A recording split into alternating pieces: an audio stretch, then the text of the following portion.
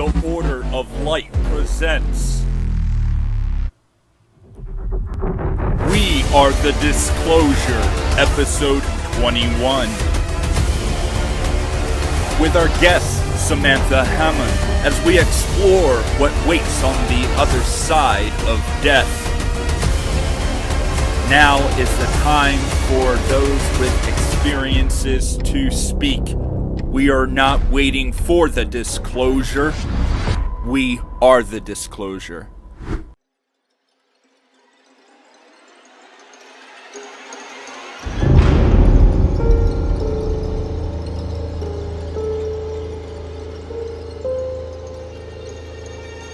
Hello, everyone. I'm Robert Earl White. And hi, I'm Josh Myota. With our special guest, Samantha Hammond. Hello, how are you? I'm doing good. And together, we are the Disclosure. Welcome back to the channel, everybody. I'm so glad all of you are able to make it to episode 21. Today's guest has a phenomenal experience and story today about a near-death experience. Many of you and many others throughout the world, it's one of the big questions that humanity has always had. What happens when we die? What is on the other side? Do we die? Is there something more? Or is it just complete darkness and absolutely nothing and we become worm food? This question has surrounded humanity since our existence. It's something we've always wanted to know. And unfortunately, it's one of those experiences where you only know when it happens to you. The bad part of that, when most people die, they don't get to come and tell all of their friends what happened to them. But there are those rare, exceptional cases where people are pronounced dead or they die for a brief moment of time. They're resuscitated and brought back to life. And these are the people and the only people that we have any sort of insight on what happens to us after we die.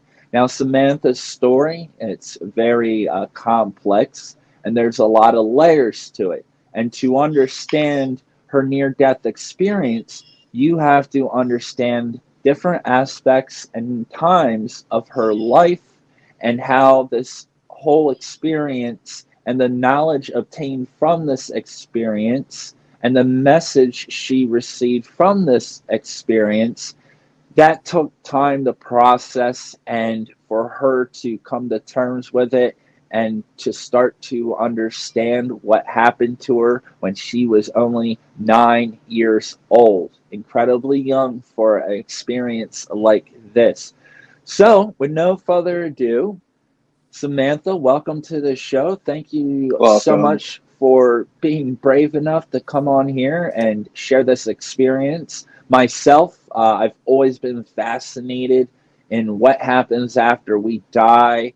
Josh and myself, we've done a lot of stuff with paranormal and ghosts, and that's one of the biggest questions in the ghost and paranormal communities, right, Josh? Yeah. It's why once you're in the community, you know there's something else. Yeah. And that's what you're essentially trying to prove, is that there is something after death, and you're capturing the evidence, you know? Yep. I know from experience from this, and I can tell that part of it, obviously, but there are actual spirits.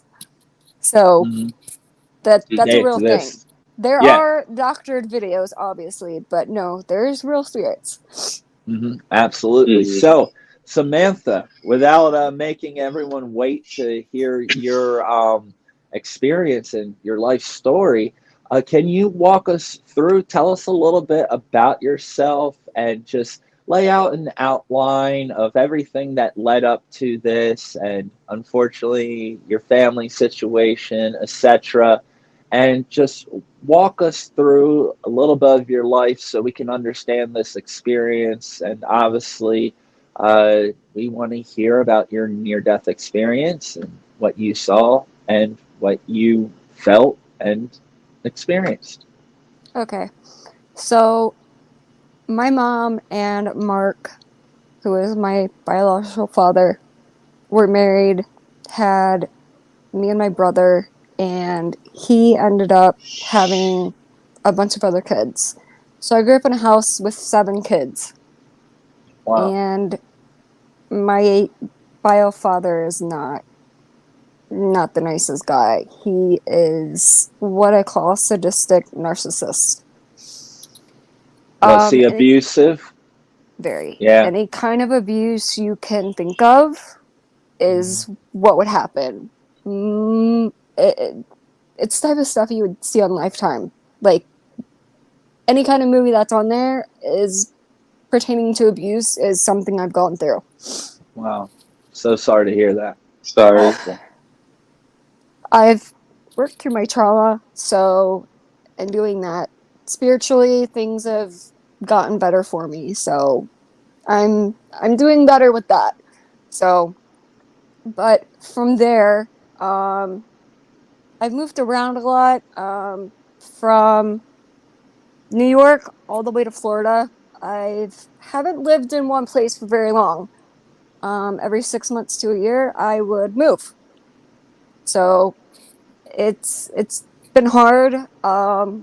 When I would move from one state to another, either that school would be ahead or that would be behind. So I didn't do too well in school. But at the same time, the flip side of that is you get to travel, but you don't get to keep friends. But I do have friends from growing up, and not a lot, but I do have good friends. So,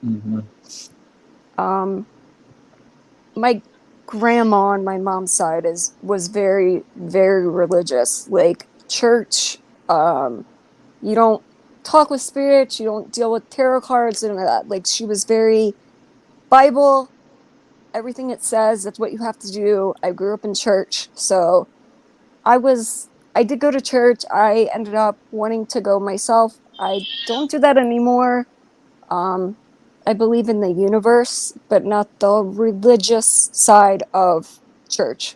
So I don't offend anybody or anybody to be upset with me.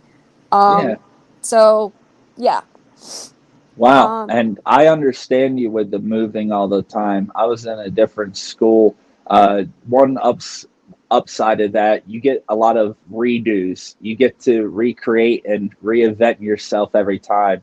Downside, you lose all of your friends. You never have stability, and that yep. can do a lot to a person's emotions, not having that stability and having things stay the same. On top, as you mentioned, unfortunately, you're coming from, abusive father, uh, not a simple life by any means.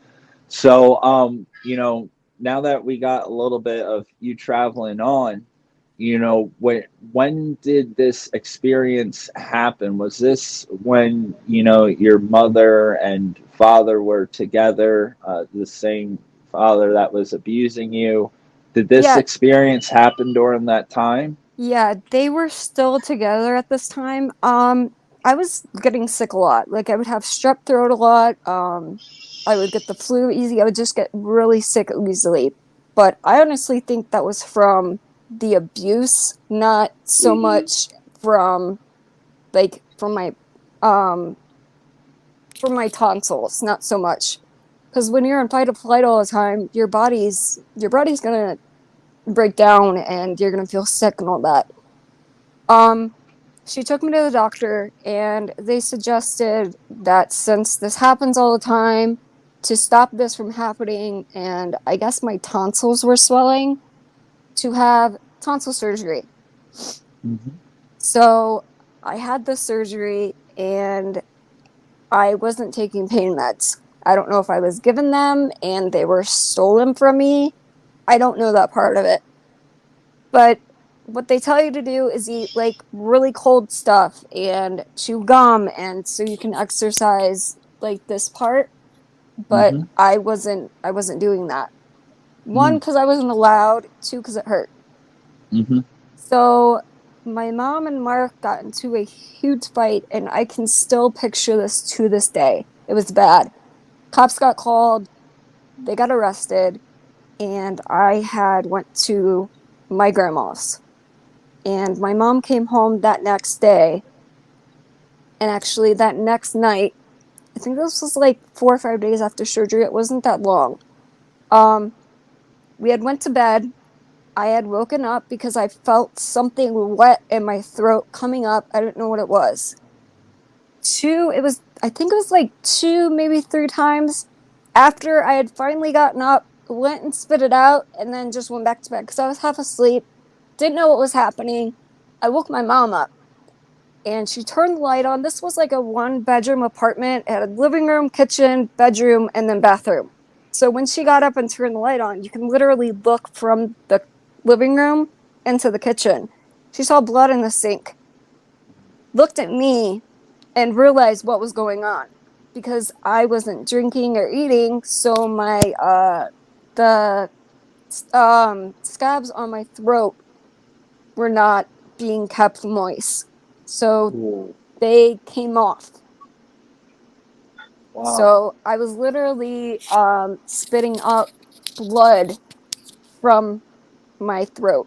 Oh, And I guess the doctor had used like a torch. I don't know exactly what it is, but like a lighter thing to cut off. Cauterize. Yep. Yeah. So I don't know if that makes it worse for healing or what, but it was painful.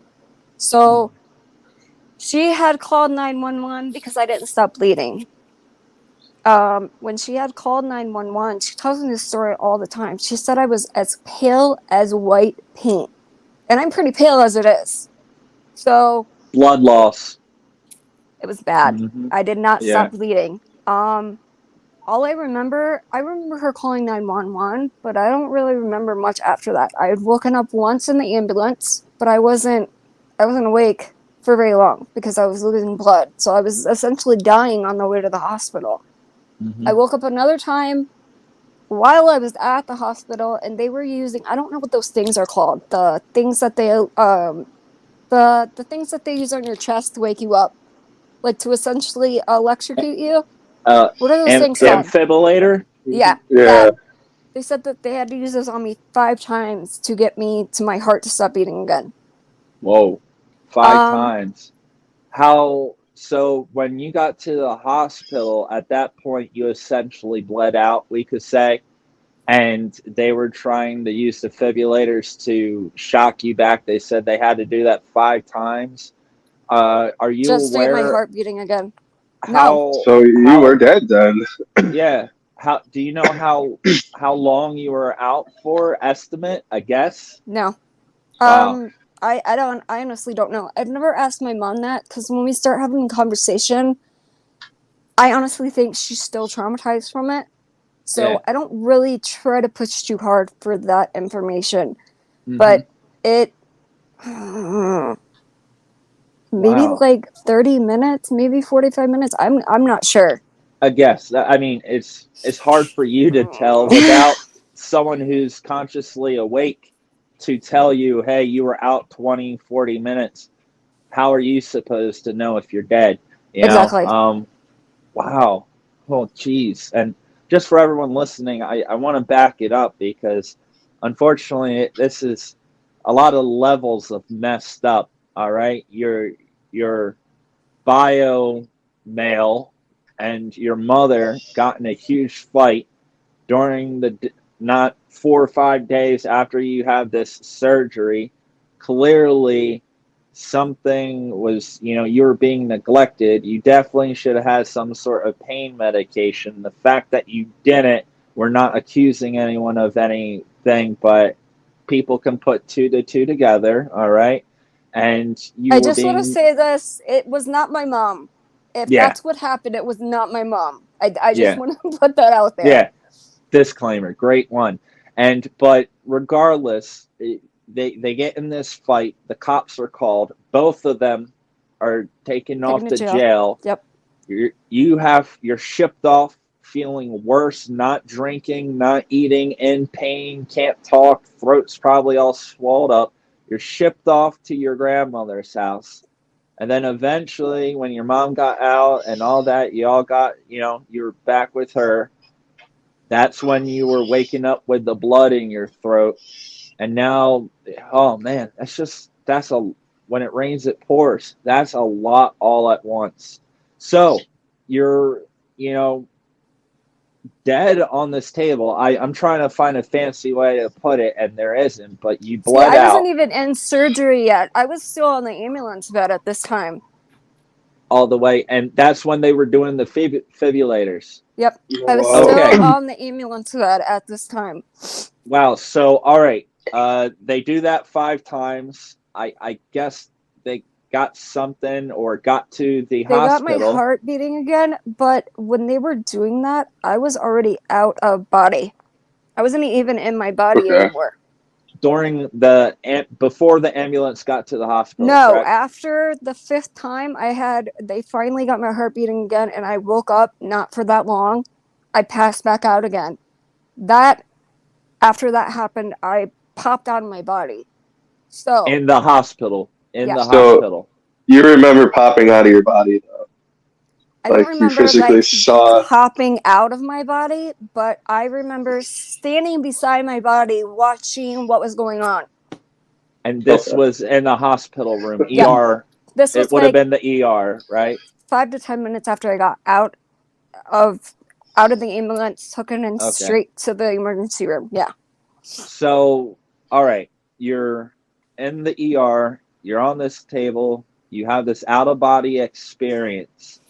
Can you describe for Josh and I and everyone that's watching, what did you see? What did you feel? Where did you go? What was going on? And what was your experience during that point? I'm going to start with what I felt. I didn't feel anything. No pain. I wasn't hurting. I didn't feel emotions. Like, obviously, I could see what was going on, and obviously, I knew to be sad, but no emotion, no human emotion. So, I was confused. I do know that, because when something like traumatic like that happens, you're not going to understand what's going on yet. But I just remember following my body around. They wheeled me into surgery, and I was just standing there watching them work on my body. It was weird seeing So that. they went on to do another surgery. That actually, you It know, had to be fixed to save me. Yeah. oh wow. So you're watching all of this. Wow. And all right, so they have you on the operating table. You're watching them do this stuff to you, which I can't imagine. It must have been a lot, especially for a 9-year-old. Even if you're not feeling anything, like you said, there's still confusion and processing of it. So, what happened from that point when you were watching them operating you on the table? Um, I'm trying to think back while I'm telling you the story. At some point, I don't remember if I was done with surgery. I just remember being in a room, and I had turned around and saw like a light in a corner, and I didn't hear anything. I just looked up, and I just was gone. Wow. And I was looking Was this a around. separate room, not the operating room? Was this another room? See, I'm not sure, because I was walking around, and I don't remember if I was still in the operating room or if I was just walking around the hospital and in a different room. I don't remember that. But I looked in a corner of the room I was in, and I saw a light. And as soon as I looked up, I was gone. I wasn't in Earth's dimension anymore. It was dark, but there was these beautiful colors, like purple and blue, pink, like kind of like a galaxy painting, basically. Like a nebula, like a grand nebula, these very vibrant, almost like it's hard to see in the picture behind us, but pinks, Yep. purples, Yeah, like that glowing. exact blue, and like that very dark, not violet, but that very dark, pretty purple that you see. Hmm. And Wow. that dark pink, but it's like a bright pink at the same time. Do you know what I'm talking about? Yeah, absolutely. Those colors. vibrant, like almost Yep. like these colors were plasma, the kind of light, it wasn't just a color, it was a light that was a color. It just had a different tone to it. And before you keep describing what you were seeing, so when you were in this room and you saw this light, was it on the ground? Was it in the corner? Was it on the ceiling? It was like up in the corner of the ceiling, like where the corners meet, and it was right there. I just had a feeling that I needed to turn around and look for up. example, in like this area, Yeah, right? exactly. Yep. Oh wow, in the corner. Yep. Interesting. I just had Very a feeling interesting. that I needed to turn around. So when I turned around, I looked up and I was gone. I wasn't in Wow. that room anymore. Where do you think you were? $1 million question. I don't know. You probably don't either, but what do you think? I don't want to call it heaven. It obviously it wasn't hell, but it just was not Earth's dimension anymore. So it was something else. Other, we can call it. Yep. But wow. I wasn't scared. I didn't have human emotion anymore, but I knew not to be scared. I do not know how long I was there. It could have been a few minutes. It could have been a couple hours. I don't know. I remember thinking, why am I here?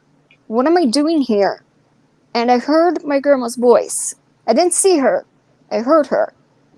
She said, it is not your time. I cannot make this choice for you. But your mother needs you. But I cannot make this choice for you. You either have the choice to stay or go.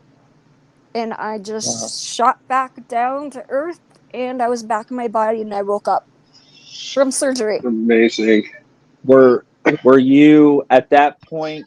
Did they have you in a room after the surgery when you woke up, so you weren't on the operating table anymore? No. Wow, so Amazing. beautiful. It is. And you said you didn't see your grandmother, but we all know our grandmother's voices, right, Josh? Yeah, absolutely. Very distinct. It's a very distinct voice, and you're gonna know who that is. And now a great question. Josh is probably thinking it too. You said you heard your grandmother. During that time, obviously she passed away, but what was the time period of your grandmother passing away? It actually wasn't too long ago before that either. She had passed maybe 6 months to a year before that also. Oh, wow. So you were And I actually saw her spirit after she had died. She came to visit me. Oh, really? Wow. Wow. Which I definitely want to talk more about that. We will. We will. I really want to hear that. I'll let Josh ask about that one. Don't forget, Josh. Bring that up and ask about that. He's the paranormal guy. Going back to this experience, and you saw this like light nebula, these beautiful, vibrant, beautiful colors, this light. You didn't see your grandmother. You heard her voice, and she was saying, hey, you got to make this decision. I can't do it for you. You got to decide, and your mother needs you back here. At that point, when you were thinking to yourself, did you say inside, well, yeah, does that make sense? Or did you not even have time to process it and boom, you were back? I don't even remember having time to process. I don't know if my grandma just knew the choice that I would make. I don't know what happened. I just remember hearing that, and it was because I don't think that dimension has time. But thinking back, it was probably seconds. Seconds. No such thing as time. Yeah. And apparently, no such thing as death. I mean, it's clearly some sort of transformation, would you say, after your experience? Because before that, I was scared to death of dying. And most are. I've had people ask me all the times when they hear this story, are you afraid to die? And I'm like, no. Nope. There's nothing to fear.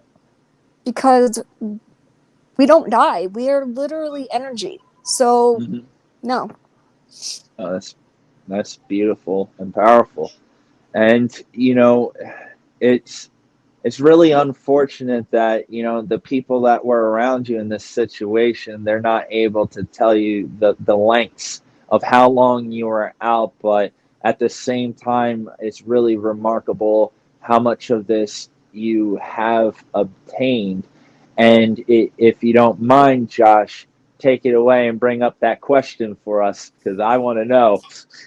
So you fill us in on the time you saw your grandmother's spirit. I was in bed. It was maybe a month or two after she had passed away. I was in bed. I got woken up. Like, I just jolted up out of bed. I don't remember for what reason, but I got jolted up out of bed. I saw a spirit, and this was the same apartment I was just talking about, because I was living there after the surgery stuff happened. So I could see, when you're in the bedroom, you can see into the living, or in the kitchen, kind of into the living room. So they were at the end of the kitchen, just floating into the bedroom. They went into the bathroom, actually opened the cabinets under the sink, like scrummaging around looking for something. Went over to the closet, opened that up, looking for something. Turned around, noticed me, because I didn't know who this was at first. Saw me, was putting their arms out to give me a hug. And I didn't know what was going on at first, and I just screamed. Mm, I regret Well, it now, but I was 9, so that right. scared me. I That's really interesting. I have a brief question about that. I'm sure Josh probably does too. So were the cabinets like physically? I know you saw her like rummaging through everything, but were the cabinets physically coming open? Yeah. Yeah, like they actually Well, opened up, and when she got done, she closed them too. So, I have a very personal ghost story of one of my grandmothers that did the same thing to me. I didn't see the body or the apparition. There was one day, it was a Tuesday. I was about 10 years old. This is awesome. I got to tell it because it's the same kind of situation, except you actually got to see your grandmother doing it. I didn't have that, but one morning I woke up. I wasn't feeling good. I felt sick. I stayed home from school. My family all went to work and school. I was in my living room watching a cartoon, as you would when you stay home from school. I just got done making 2 hot dogs on a paper plate, playing out the microwave. I was 10 years old. I was sitting on the couch watching my cartoon. I finished my hot dogs. I walk out of my living room into my kitchen, and we just had a fully refurnished kitchen with cabinets on both sides. When I walked around the corner where the trash can was, and the fully remodeled kitchen and the sky roof, and there was a back kitchen door, telephone there, and trash can, I'm just turning the corner, I'm throwing my hot dogs. Every single cabinet was open up perfectly, like eerie perfectly, all of them, bottom ones, top ones, pull out drawers, all the way around. It almost felt like they were going to entrap me. And I grabbed the phone. I was in my underwear. It was wintertime. It was December. There was snow on the ground in my boxer shorts. I grabbed the phone. I ran outside on my back. I called my mother at work. I told her, "You're not going to believe me. You just need to come home." My mother came home. She walks in and she just goes, "Oh, all right." And she goes through and she's shutting it. It turns out I had no idea of this. It was the 1 year anniversary of my grandmother that passed away. oh And wow. when she used to get upset back in the day, she used to go around slamming cabinets and stuff like that. I had no idea, but I didn't mean to interrupt, but when you said these things were physically coming open, I couldn't help myself because I've had that experience, and it was your grandmother. And yep, it just so happened to be my grandmother, but you were fortunate enough to see her. So, wow. And you saw her, and when she went to hug you, it scared you. yep. So you probably, whoa. And how did she disappear? What happened? She How, just, into thin air, just disappeared. faded out, fizzled Mm-hmm. out? Yep. Wow. Josh, do you have any questions Yeah, about that yeah, too? of course I do, brother. Did you have any like body sensations such as like cold spots or hot spots? while this was Nope. going on. Nope. Like, I do now, obviously, like, when spirits visit and stuff like that, but at that time, no. She wasn't even there for that long. This was, like, all within 5 minutes. Oh my, that's for a Oh, paranormal sighting. That's yeah. long. Yeah. That's actually really long. Well, yeah, but, like, in like, thinking about time, that's not really a long time, but yeah, like, I get what you're saying, though, yeah. It was for her. It was probably just the shimmer into our Yep. reality. Yeah, Yep. I get what you're saying, Right. but for you though, 5 minutes of our time, that's it. 5 minutes can feel like 20 minutes when you're seeing something you can't comprehend, and Right. because you're trying to process it, and unfortunately, you were afraid of it. Even though, at what point did it click to you that, hey, this is my grandmother? It took years to realize Really? what had happened. Yeah. How Yep. many years are we talking about? This was like you were 8 years old, right? 8, 9 years old. Yep. Yeah. Okay. Probably 12 or 13. Wow. Yeah. Really? And Yep. what did it for you? What made that connection? Just thinking back on, like, after she had passed away and stuff, I was just thinking back on it one day, and I was like, really, that's what that was? Like, I got scared of that. Like, what was I thinking? But I was obviously a kid, so, but yeah. Yep. One of those moments of realization of, how did I miss it? It flew right over my head. I honestly, I think I was talking to my mom one day. She was talking about all the experiences at my great grandma's house that she was having, and I think that's when I was like, and I When she told her, was still alive? no, this was after Oh, she had after. passed away. Yeah, because she Okay. did not like anybody cleaning her house, messing with her stuff. She had a particular way of doing it herself. So my mom was over there cleaning. She said she would be slamming the doors shut, the kitchen doors, opening and shutting the fridge. She would throw dishes around. Yeah. My mom finally got tired Wow. of it and called out her name and said, "Please stop. I'm trying to take care of your stuff." And she quit. Wow. And that mirrors what I was saying about my grandmother when she used to get angry and all nitpicky, Yep. going around, I'll just do it myself. The Yep. same. Wow, that's Yep. incredible. Wow, wow, wow. Whew. That's I can't imagine. So, with that backstory and hearing, you saw your grandmother and you were having these experiences, that kind of sets it up for all of us that are listening to this now to understand, why you heard her voice, because it I clearly was, wasn't the first interaction. but I was also very close to her growing up too. Hmm. Like, I basically lived at her house when my mom and dad were not doing too good. Like, we would Yeah. move there and live there for a while, and then obviously my mom went back. But She yeah, I was your was. safe haven, we Yep. can say. Yeah. Hmm. Wow. So sorry to hear that. And to lose a grandparent, it's really tough for young people, too. A lot of us, some of the first death we experience as children, it's our grandparents. And it does a toll on you. And it would have been a lot, especially coupled with the abuse you were going through in your living situation and this near death experience. And after hearing that, it's no surprise that she was the one speaking to you, and she was obviously communicating with your mother as well. So, that kind of tells me that you and your mother are both sensitive enough to pick up on these sorts of Yep. things, or at least be able to see these sorts of things.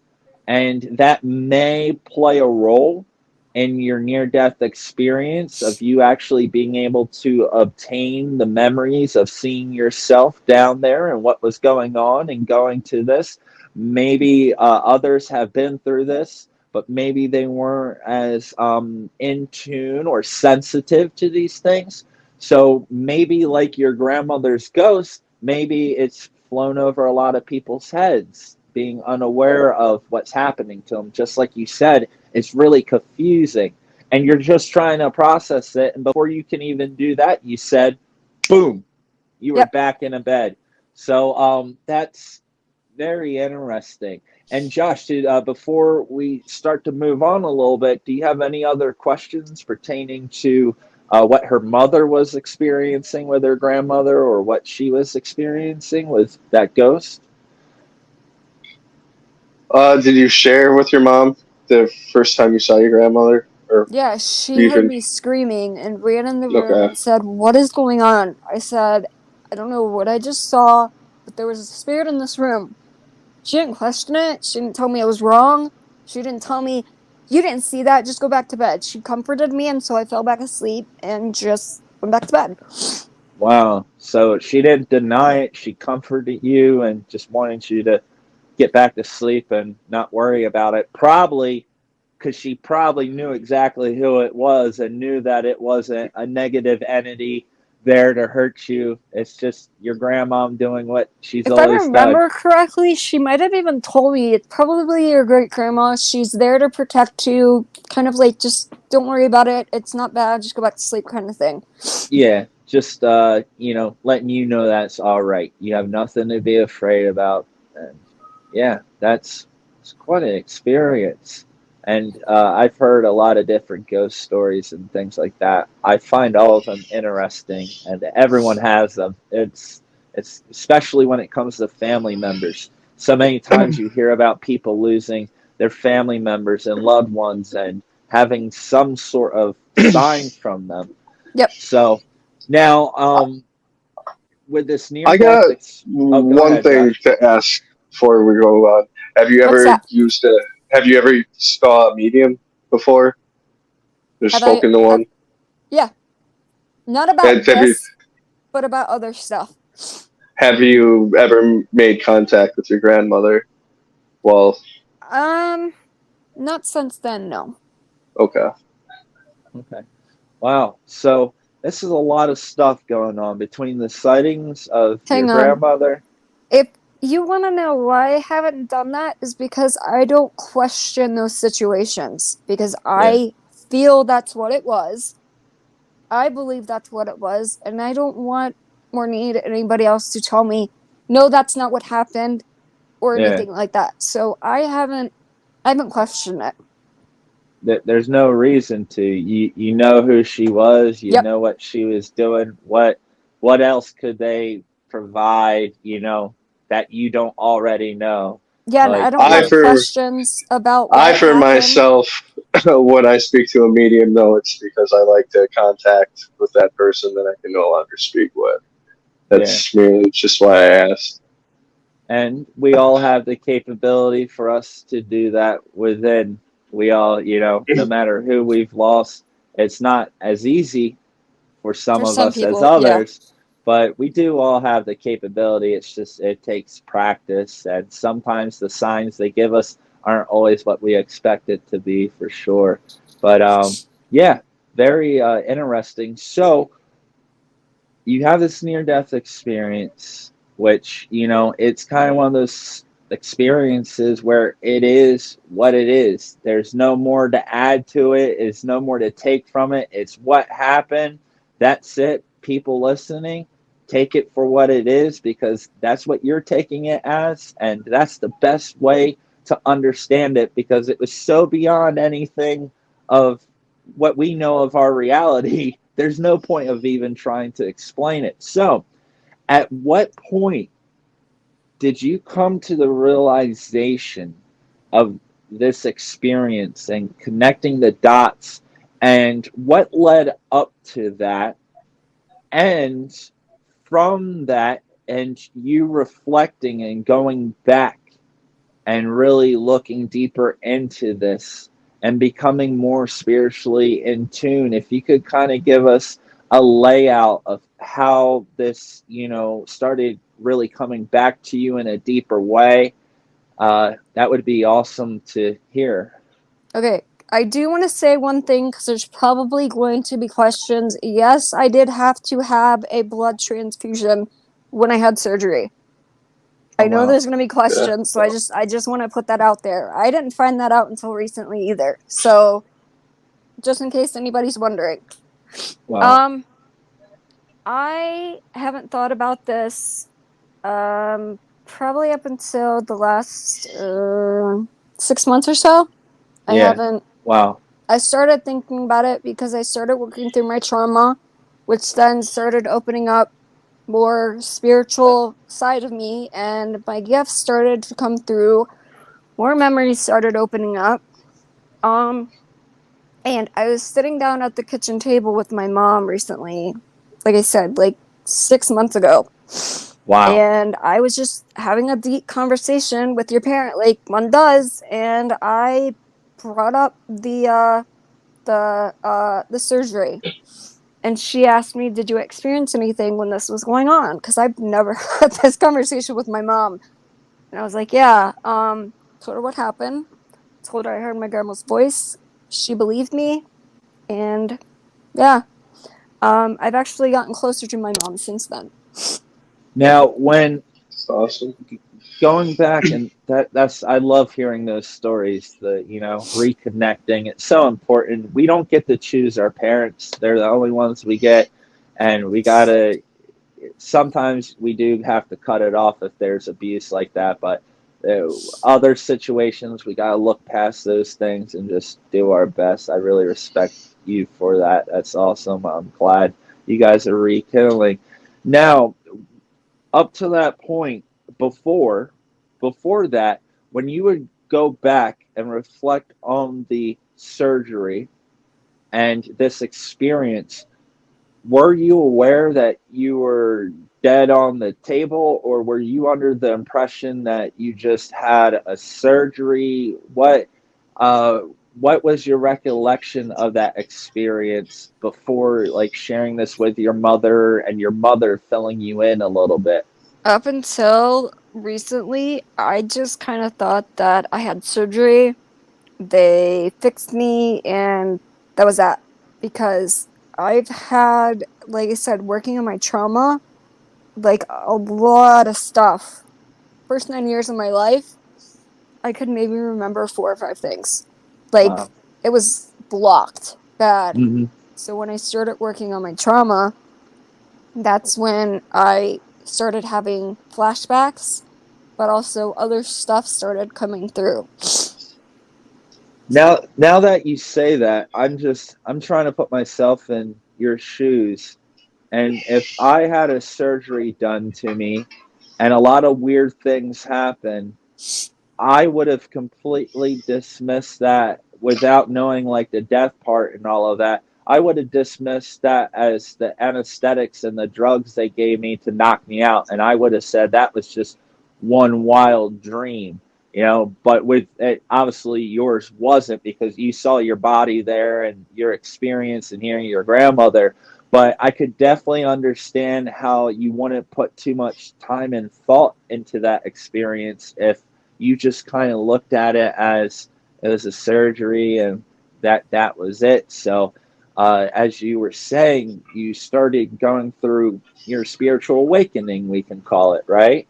Uh, Becoming more Yep. aware, and you started at this point having things come back to you, and in there was a lot of buried, layered trauma, as you were mentioning, and unfortunately, you had to work through all those and peel back the layers as you were I'm working still through these doing things. that.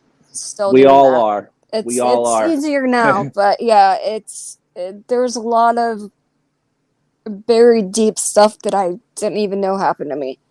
It's a lifelong journey, Samantha. And I got news for you. Once you work out all the trauma from this lifetime, then you got to start going to your past lifetimes. So it's a never-ending process, and then I your actually star have timelines. I will put stuff on hold for like this lifetime, and I'll just start trying to go back and work on that, and then put that on hold, and then come back to this because it starts to get overwhelming.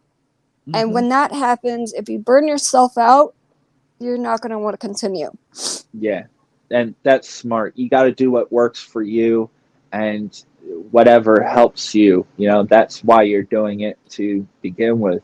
So now, with your mother, when you brought this up and you were telling her about, the near death experience and what happened, how you were out, you heard your grandmother's voice, what were like her responses? Did she validate you? Did she give you any additional information that you were unaware of at that Not time? really. She took it for what it was, kind of Mm-hmm. like you guys are, and like I did. But she did look at me like shocked, because she's never heard anything like this before. Like a lot of people haven't. Mm-hmm. So she just kind of looked at me shocked. I think she even started crying a little bit, hugged me, and that was that. Wow. Wow.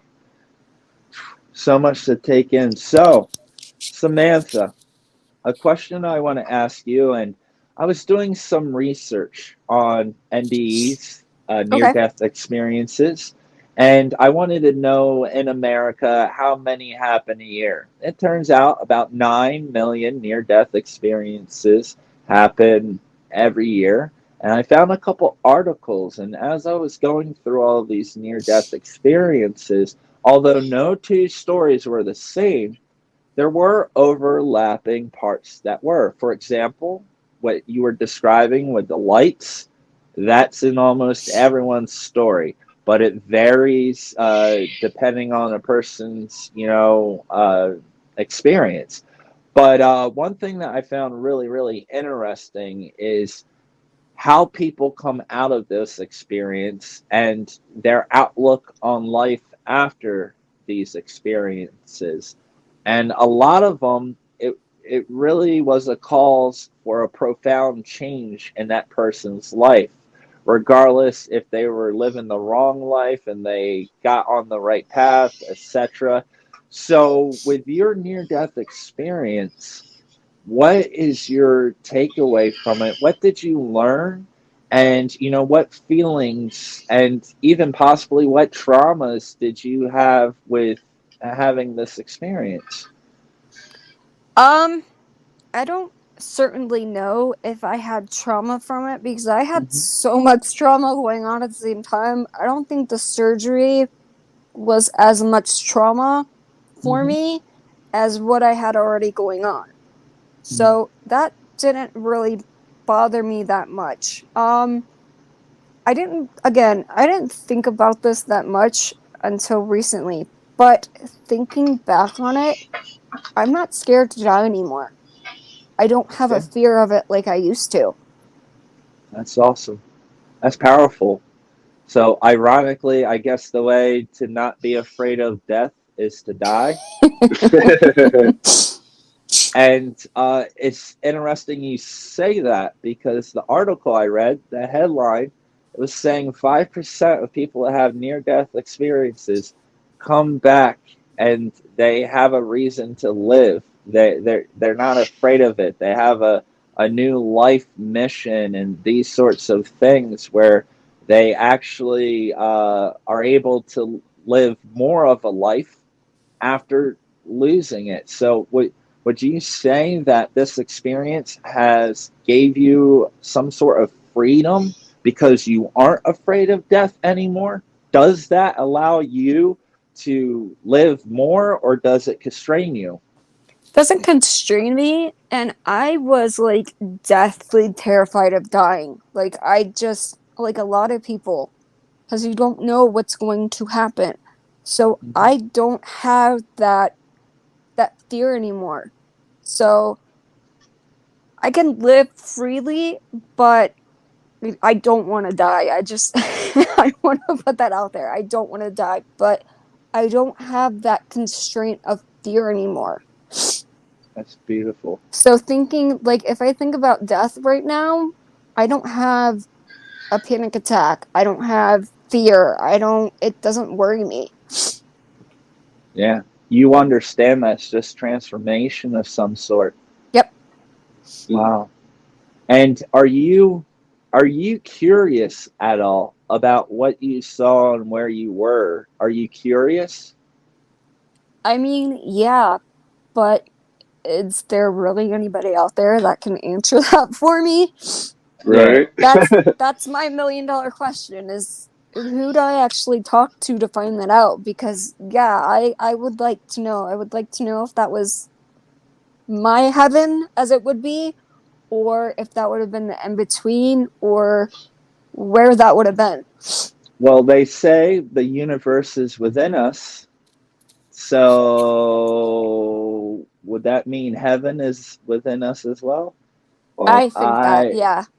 here's the other way to look at it. We all get to Yep. experience it. Eventually, we all get to take that ticket one day. But we all Find don't out. get to come back, though. That Right. is true. That is a great point. And as I always say, curiosity can overcome the greatest fear, and that's what I was getting at with this curiosity. When you have this experience, you start to like look at it. I would, at least. I haven't, but if I did, I would be so curious. Not saying that I would want to die, but I would look forward to the Yeah. day when I'm old and that time does come. I look forward to the day to find out, because like you just said, that's the only way we really get to figure it out. Yep. Oh wow. And then it's people like you with near death experiences. You I don't you're the have only ones we can talk to. Yeah, I don't have a fear of dying, but if I did die, the only worry I have is my kids and my husband. That's the only thing I worry about. Me myself, actually, where I would go, no, I don't have that fear. But if I had to leave my kids and my husband, yeah, Yeah, that makes me sad.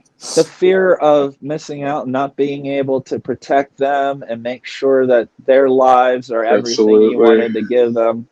And Yep. I honestly, I think that's, and I don't want to call it death. I don't even like that. We're not going to use that word no more. But that's the scariest thing about transformation, is that it changes things, and we're very, very comfortable with being there with our loved ones and helping them and protecting them and loving our friends and being there for people. And for us to transform ourselves out of that equation, although I'm sure there's ways we still can watch, help, and just like your grandmom coming to you, I'm sure there's ways around that, but still, it's It's that not the same. fear. It's not the No. same as being there. Yep. And I'm sure we all can agree that is the truly terrifying part of transformation. Not so much the transforming, like you said, when you were out of body, you felt nothing except confusion. Yep. You felt like you should be sad, and maybe you were surprised that you weren't like bawling your eyes out because of the lack Yeah, of and emotion. I'm thinking it was because it was a traumatic thing, and because I wasn't supposed, that was not supposed to happen. Like my grandma told me, you are not supposed to. It's not your time. So I can't answer this, but I'm trying to think that if it was my time, if it would have been a different thing, or if when people have the experience of turning into spirit, if they follow themselves around and they feel confused, or if it's the same thing, like if it's traumatic or not, if it's still the same situation. Mm-hmm. Does that make And sense? you brought up a good point, Samantha. A point you just brought up. Other people may get further down the road. Let's just say you experience just the gate. What happens when you're all the way through the gate? What happens when it's all the way and not the coming back? Would there be more to your experience, and etc.? And that's a very interesting point. Depending, couple possibilities. How long is a person out for? Another factor is, do they die or do they come back? And all of this of how far in that experience of that transformation do people get. But from your experience, that's the point you got, and it's a beautiful experience. It's amazing. And you're spiritual now. You've been tapping into that, going back.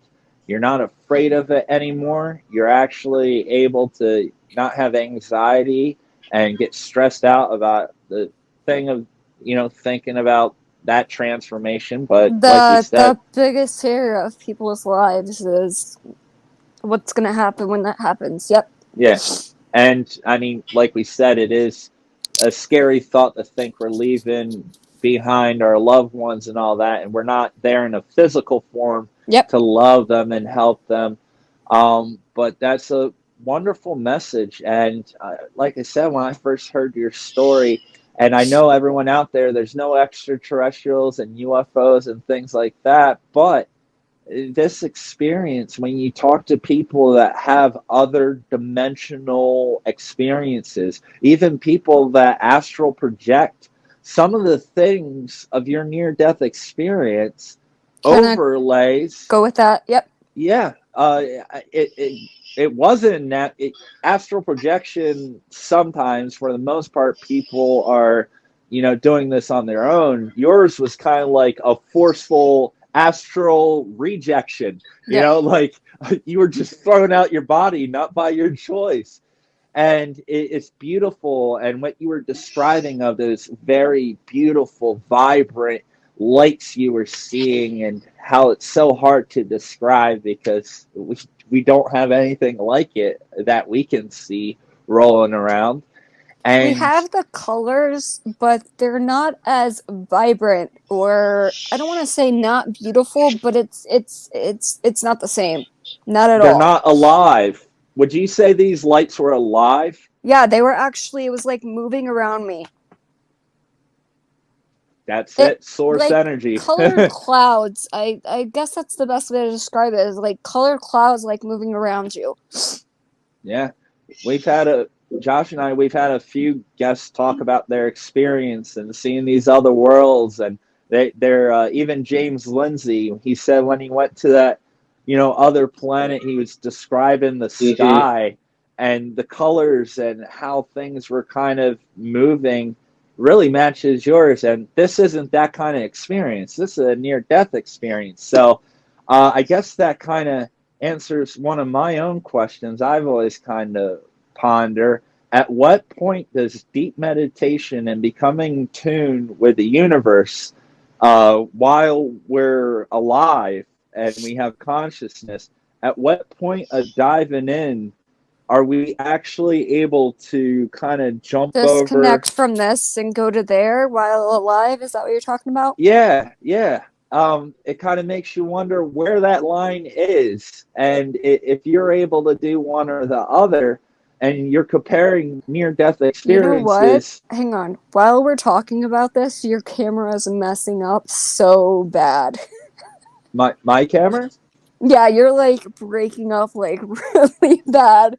It looks fine on here. It might just be on your end and your connection. It looks all right. It's okay. Probably fine. No, I was just thinking about you talking about on live yesterday about like when you were talking about that one girl you were talking to the other day about like your Wi-Fi and stuff messing up. Yeah. So I was just thinking about that when you were talking about that.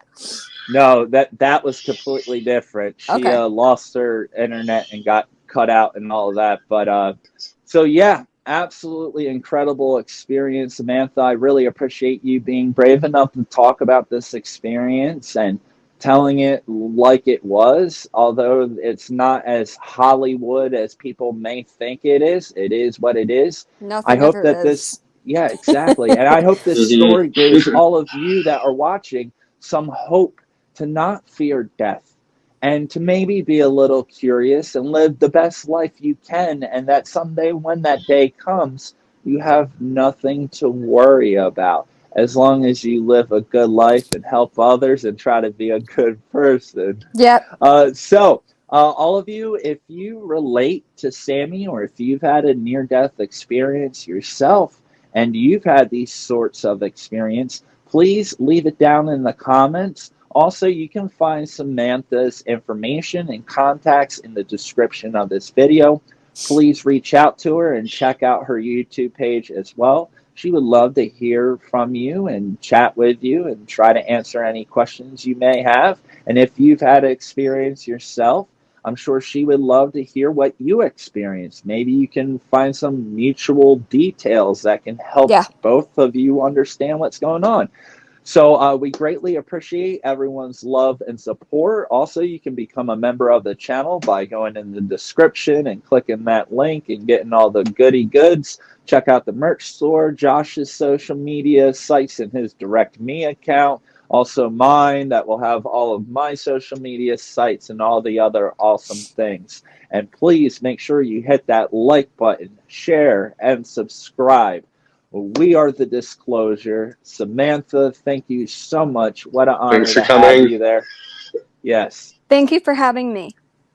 it was a blast. And we will see all of you next time. Remember, no such thing as death, only transformation. Let's go. Have a good night, everyone. Bye, everybody. Thank you so much for watching. Please make sure to set a reminder for up-and-coming videos. If you have had an experience, please email us at orderoflight777@gmail.com or wearethedisclosure88@gmail.com. If you would like to contact our special guests, information can be found in the description. Make sure to check out the We Are the Disclosure podcast radio on Anchor FM.